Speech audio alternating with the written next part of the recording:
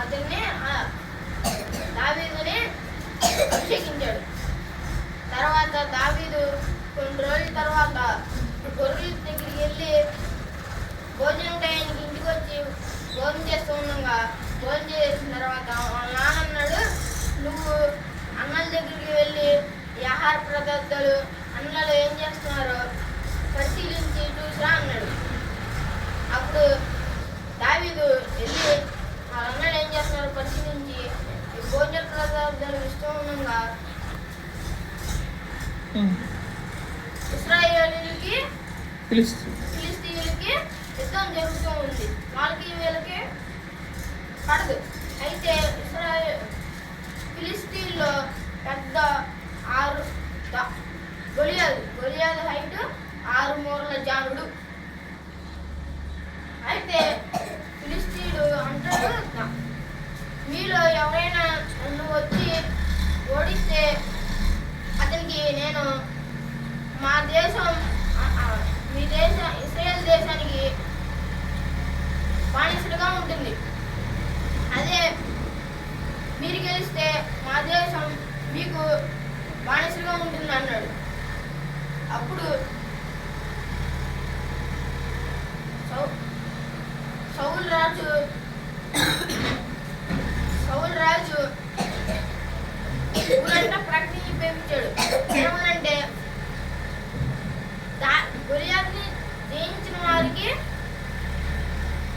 నా రాజ్యంలో సగ భాగం నా కుమార్తెనిచ్చి వివాహం చేస్తా అన్నాడు.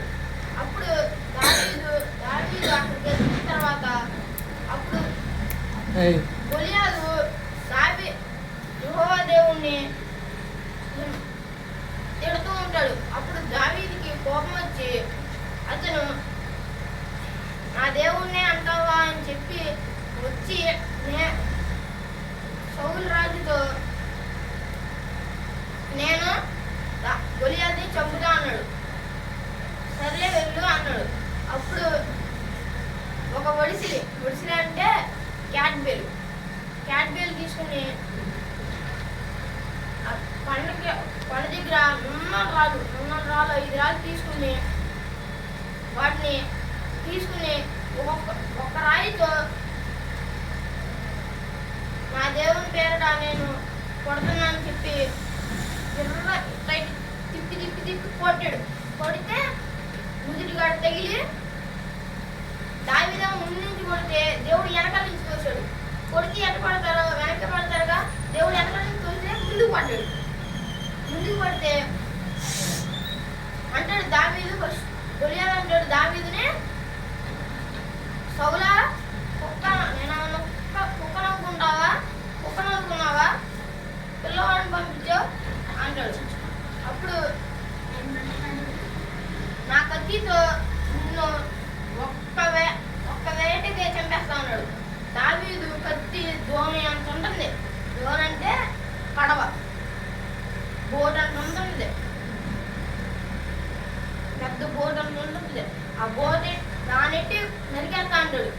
అప్పుడు దావీదు ఆ వరుసలు ఇచ్చుకుని కూడా చంపేస్తాడు.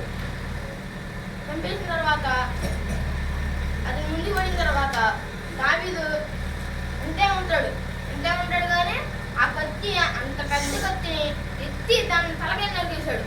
గొలియాతు తలకాయ నరికేశాడు. తర్వాత దావీదు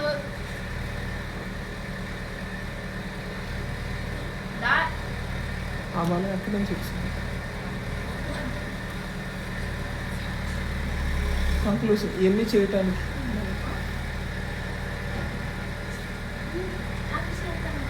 ఇవన్నీ చేయడానికి బలం ఎక్కడి నుంచి వచ్చింది? దావీదు 7 సార్లు ప్రార్థించడం, ఎల్లప్పుడూ దేవుణ్ణి స్తుతించడం వల్ల బలం వచ్చింది. మనం ఎల్లప్పుడూ ప్రార్థించి దేవుణ్ణి స్తుతించితే మనకు కూడా ఇంత బలం వచ్చింది. అందుకే ఒక పాట పాడతాం వరిసెలతో దావీదు.